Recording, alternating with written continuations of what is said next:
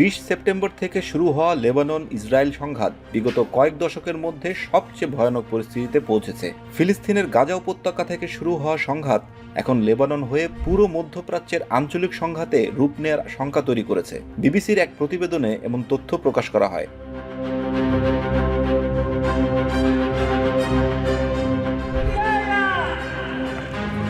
কতদিন ধরে Israel Hezbollah লড়াই চলছে? ইসরায়েলকে মোকাবেলায় হিজবুল্লাহর সক্ষমতা কতটুকু? এসব প্রশ্নের উত্তর জানবো আজকের স্টার স্পেশালে।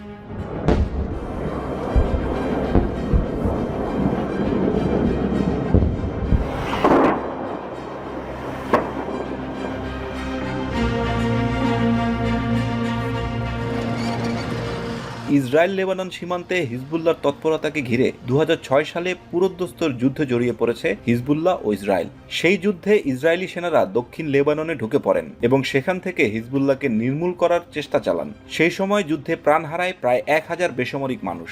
2006 সালের যুদ্ধে হিজবুল্লাহ নিজেদের জয়ী হওয়ার দাবি করে এবং তখন থেকেই নিজেদের যোদ্ধার সংখ্যা বাড়ানো এবং অস্ত্র সমৃদ্ধ করা শুরু করেন তারা। তবে পশ্চিমা দেশ ইসরায়েল ও উপসাগরীয় আরব দেশগুলো হিজবুল্লাহকে একটি সন্ত্রাসী সংগঠন হিসেবে মনে করে।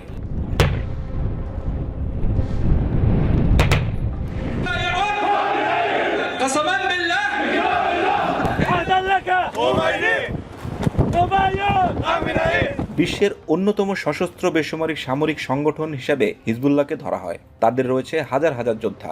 দক্ষিণ লেবাননে রয়েছে ক্ষেপণাস্ত্রের বিশাল সম্ভার। হিজবুল্লাহর দাবি তাদের যোদ্ধার সংখ্যা 1 লাখ, যদিও নিরপেক্ষ সূত্রের অনুমান এটি 20 থেকে 50 হাজার। তবে এদের যোদ্ধারা সুপ্রশিক্ষিত ও যুদ্ধক্ষেত্রে লড়াইয়ের অভিজ্ঞতা সম্পন্ন। সিরিয়ার গৃহযুদ্ধে লড়েছেন এ বাহিনীর সদস্যরা।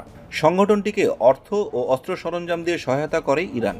গবেষণা প্রতিষ্ঠান সেন্টার ফর স্টাডিক অ্যান্ড ইন্টারন্যাশনাল স্টাডিজের তথ্য অনুযায়ী হিজবুল্লাহর 1,20,000 থেকে 2 লাখ রকেট ও ক্ষেপণাস্ত্র রয়েছে।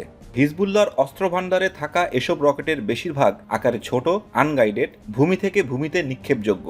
তবে সশস্ত্র সংগঠনটির বিমান ও যুদ্ধজাহাজ বিধ্বংসী ক্ষেপণাস্ত্র, ইসরায়েলের একেবারে ভেতরে আঘাত হানতে সক্ষম গাইডেড ক্ষেপণাস্ত্র রয়েছে বলে ধারণা করা হয়।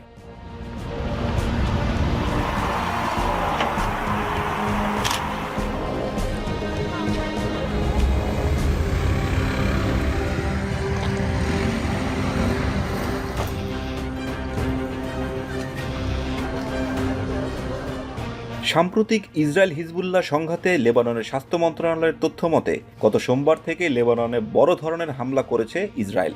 ওই দিন হিজবুল্লাহর প্রায় 300 অবস্থান লক্ষ্য করে চালানো হামলায় কমপক্ষে 35 শিশুসহ 613 জন নিহত হন।